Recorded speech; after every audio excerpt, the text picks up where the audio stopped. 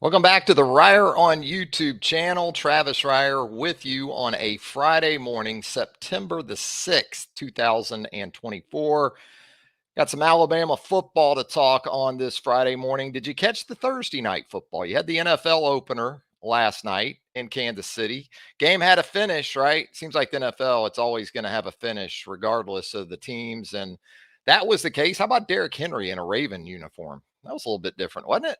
Yeah, that took a little getting used to, but Derrick scoring the first touchdown of the NFL season. So no huge surprise there, especially with Lamar Jackson. Those two working that zone read and that give and take between those two guys, kind of like Jalen Milroe and those Alabama running backs when you think about the potential for red zone success. And as we get going here, I want to welcome you into the program. There's Southern Red checking in. Good morning, Miss Red. Glad to have you here with us. And we certainly encourage each and every one of you to jump into the comments if you would like. Fire your questions, your comments as we get you ready for the Alabama Crimson Tide, fourth ranked now. Alabama Crimson Tide welcoming the Bulls of South Florida from Tampa. We'll get into three predictions for this game coming up. There's Bob checking in. There he is. We can always count on Bob here on the program. Good morning, Bob. We'll do some predictions for the game. I'd like to hear your predictions. Some things maybe that you're looking for, your expectations for this game, especially on the heels of what we saw a year ago down in Tampa. Struggling Alabama offense at the time. Feels like a 180 from that perspective, from 2023 Alabama taking on USF to 2024 Alabama taking on what I think will still be an improved South Florida team. I think Alex Golesh has been perfect for that program as the new head coach, second-year head coach. Got a young quarterback that's kind of tethered to him, and Byron Brown did some nice things against Alabama a year ago. So we'll get into some of those predictions as we move throughout the show. Again, NFL football cranking up last night. You got a full slate. You got South American NFL football tonight. What is that? The Packers taking on Jalen Hurts and the Philadelphia Eagles. Devontae Smith. Certainly the Alabama ties are there. Ravens used to be really deep with the Alabama guys, and there's still some there. I think Jalen Armour Davis is still in Baltimore.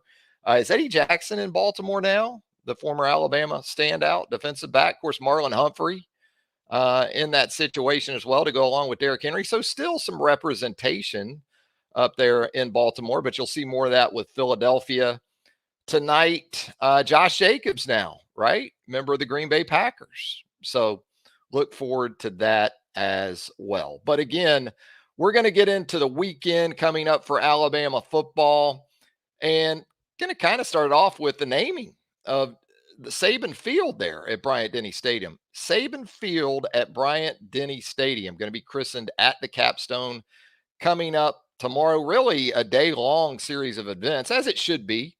And, I'm thinking about notable fields and courts in sports history.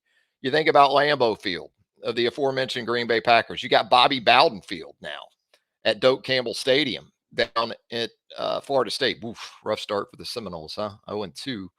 You've got Steve Spurrier Florida Field at Ben Hill Griffin Stadium at the University of Florida. Coach K Court at Duke.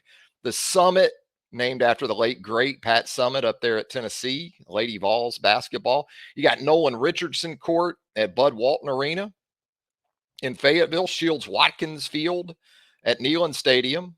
Davis Wade Stadium has Scott Field. And, of course, maybe as popular or renowned of a field as there is Wrigley Field, right? If you're talking baseball, there's no doubt about that. Something else I was thinking about as well. Lisa checking in here. Good to see you. Good to hear from you, Lisa, here on the Reier on YouTube channel. And by the way, if you haven't subscribed to the channel as of yet, do us a favor, go ahead and hit that subscribe button right now. There's a notification bell that you're looking at perhaps too.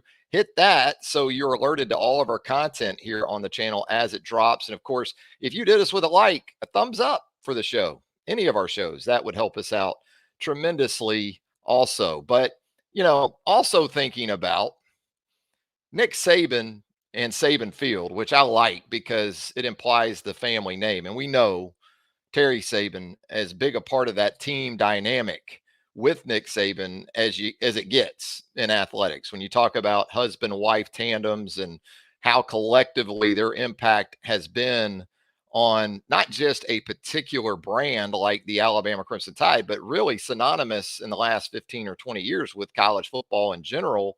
So that's very, very appropriate.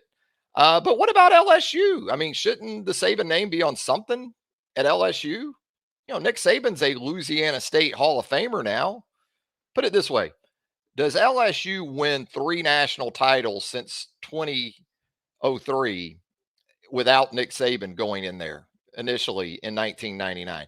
If Nick Saban doesn't go into Baton Rouge and sort of wake up that situation, are there really going to be 3 national titles in the last 20 years or so?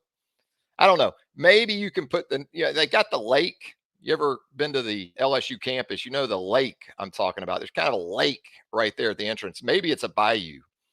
Maybe it's actually, and they get upset about that because there is a difference for those folks where, and I get it. Bayou Lake, although there is a Lake Charles, Louisiana, little Bessie girl I once knew. How about a little band reference for you? Little Cripple Creek reference for you to get you going on a Friday morning. You got Lake Pontchartrain, but caught a lot of redfish out of there, by the way. That's always a good trip. If you're ever in that Jean Lafitte area, south of New Orleans, look up Rojas Charters. That's unsolicited. That's an unsolicited tip for you if you like the red fishing with Rojas. They're outstanding folks. But yeah, I mean, think about it. Maybe put him on the lake there. Maybe you put the Saban name on one of the sauces at Cane's. Maybe it's the Saban sweet chili sauce or something for Cane's, something like that. But in all seriousness, it's not just the impact at Alabama with Nick Saban. It's certainly the impact at LSU. I think timing, obviously, a big thing in all of this with Saban's career. It worked out perfectly for Alabama, as we know now in retrospect.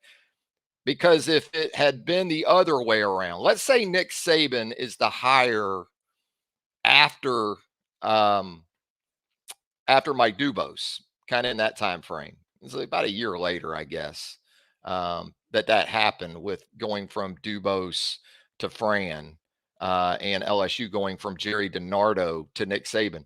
But if Nick Saban replaces, let's say, Dubose there in that same time frame, does he still go to the NFL? I think it's possible. I think it's an itch he had to scratch at some point. So what was really, really, really good for LSU still in retrospect, it isn't his legacy. It didn't define his legacy. But again, when you think about the impact he made in terms of foundational work that he did, in terms of the standard that he implemented at LSU, I think it's safe to say the residual effect was massive. So speaking of Nick Saban and Saban Field going into effect tomorrow, it wasn't exactly one of his final team's more memorable performances last season when the Crimson Tide went down to Tampa. So an opportunity for this team to put that one further in the rearview mirror, courtesy of a well-deserved honor to go to Nick Saban with the field naming. And with that, we get on to the predictions. And first up, what we'll talk about, USF in the game a year ago rushed for 177 yards. That was kind of covered up in the dysfunctionality of the Alabama offense going into that game and through that game. Between the two of them, Byron Brown, the quarterback, and Naquan Wright, the running back, the Florida transfer, Naquan Wright, they combined to rush for 154 yards in that game. Golish, he likes the tempo, comes from Tennessee, comes from that Josh Heupel situation. So South Florida actually got off 74 plays on offense. Now, 3.6 per play, that's not exactly knocking the doors down, but it was enough for South Florida to kind of control things just enough to stay in that game late into the fourth quarter. Byron Brown in the game a year ago threw 28 passes for just 87 yards. That's 3.1 yards per attempt. So tempo is going to be a continuation for this Alabama defense from a week ago. You saw it from Western Kentucky. Where South Florida is concerned, you're going to get some early Tennessee prep because of the Golish and Heupel ties. You're going to see those 2x2 wide receiver or 2x2 sets with the wide splits and with the tempo. So you're going to get more of that than you are, let's say, coming up at Wisconsin and then certainly with Georgia down the road as well. I think some key pieces for the Alabama defense this week, it still goes right up the middle because, first and foremost, USF, again, has to run the ball with some level of effectiveness to stay in this game, to try to control things, not only on the offensive side, but to help that defense as well. Tim Keenan, Deontay Lawson, Deontay, I think a year ago against USF, 10 tackles. He had a tackle and a half for loss and a sack. Jahad Campbell coming off an outstanding week against Western Kentucky. I think even Justin Jefferson, you move into that situation as well.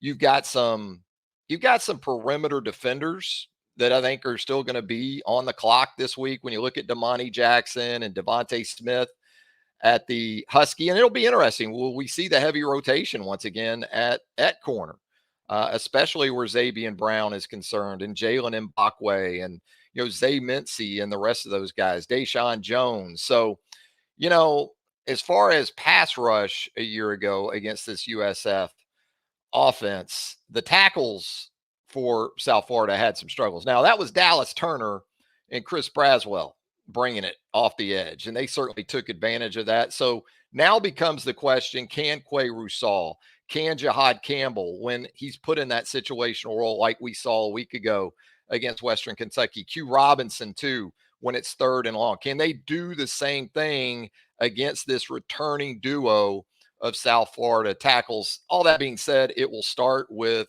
slowing down Brown and Wright in the run game. If you can get Byron Brown up to the high 20s, low 30s in pass attempts, I think you're going to feel really good about what you've been able to do against that South Florida run game. Up next, another prediction for Alabama on Saturday night. Crimson Tide, I'm going to go out on a limb here, right? The Crimson Tide will pass for more than 107 yards. That was the passing yardage total from Tampa a year ago. And that was with, obviously, Jalen Milroe watching from the sideline. You had Tyler Buckner. You had Ty Simpson. Those two quarterbacks combined to complete just 10 of 23 passes. Now, as we know, Ty was the highlight. He completed 5 of 9 for 73 yards.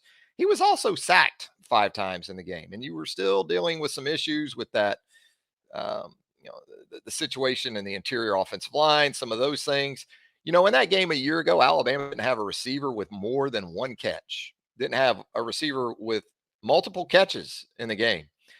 And you look at Alabama's debut under Kalen DeBoer last week, Alabama just attempted 18 passes. I would have gone way over that. I would have lost everything. If you'd have said, Travis, we're going to set the total for pass attempts for Alabama in Kalen DeBoer's first game as head coach at 18 and a half, I would have lost it all to go over 18 and a half. But, of the 12 combined completions that Jalen and Ty had last week, half of them covered 15 yards or more, and you had the 2 of 55 or more to Ryan Williams. So thinking maybe more Jeremy Bernard this week and perhaps more Kendrick Law. Did really need him. Bernard only had 1 catch last week. It was a beauty of a corner route that Jalen put on the money to him, as you might recall.